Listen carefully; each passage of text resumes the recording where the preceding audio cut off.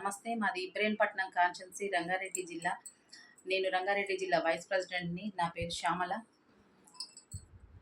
ఈరోజు మంత్రివర్గంలో స్థానం కల్పించాలని మల్రెడ్డి రంగన్న కోరుతున్నారు. అయితే అధిష్టానానికి కూడా తెలుసు, ఇక్కడ ఇబ్రహీంపట్నం కాన్స్టిట్యున్సీలో నిధులు లేకున్నా కూడా ఎంతో కష్టపడి అన్న నిధులు తీసుకొచ్చి ఇబ్రహీంపట్నంని డెవలప్ చేస్తున్నారు.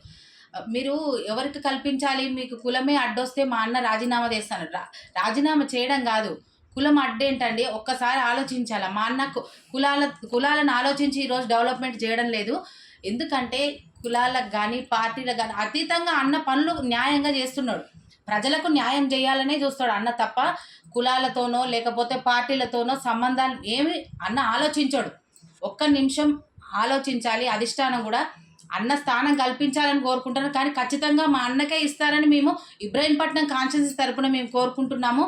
ఎందుకంటే అన్ని రైట్స్, అన్ని హక్కులు, ఎందుకంటే అన్న చేసే విధానంలో, పనులు చేసే విధానంలో ఎప్పుడు ముందంజలోనే ఉంటారు. ఎవరైనా ఏదైనా కావాలంటే చిన్న నీళ్ళ సమస్య కూడా వస్తే కూడా అప్పటికప్పుడు వాటర్ మెన్లను పిలిచి, కరెంటు గురించి ఏదైనా సరే అప్పటికప్పుడు పిలిచి అన్నని వాళ్ళకు ఫోన్ చేసి వెంటనే ఏ సమస్య ఉందో ఆ సమస్యను పరిష్కరిస్తారు.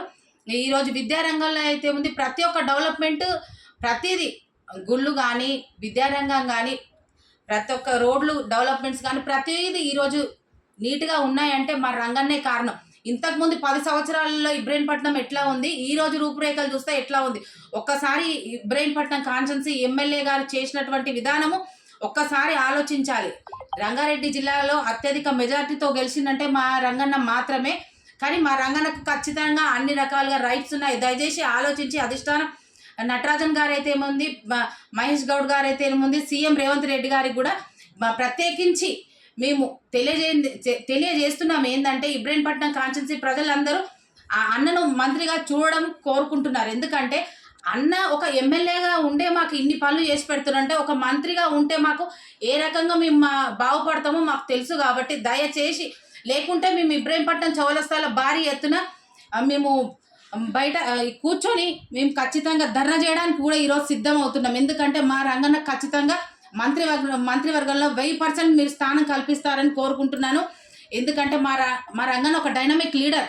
కులాలు అడ్డవసరం లేదు, కులంతో సంబంధం లేదు, పనులు చేసే వ్యక్తి మాకు కావాలి. అది రంగన్నకే సాధ్యమవుతుందని మేము బేషరతుగా చెప్పగలుగుతాము. ప్రతి ఒక్కరు ఇబ్రహీంపట్నం కాన్స్టిట్యున్సీలో మాకు ఎవరు అంటే, ఇబ్రహీంపట్నం కాన్స్టిట్యున్సీలో ఏకైక వ్యక్తి మా రంగన్ననే చెప్తారు.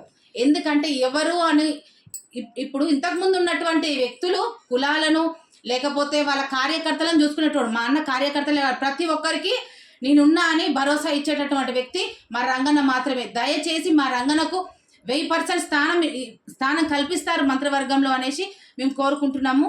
దయచేసి అది చేయండి. సీఎం గారిని ప్రత్యేకించి మహేష్ గౌడ్ గారిని, నటరాజ్ గారిని, అందరినీ, మన సోనియమ్మను, రాహుల్ గాంధీ గారిని అందరినీ కోరుకుంటున్నామండి. ఇబ్రహీంపట్నం ప్రజల తరపున, కార్యకర్తల తరపున, ప్రతి ఒక్కరి తరపున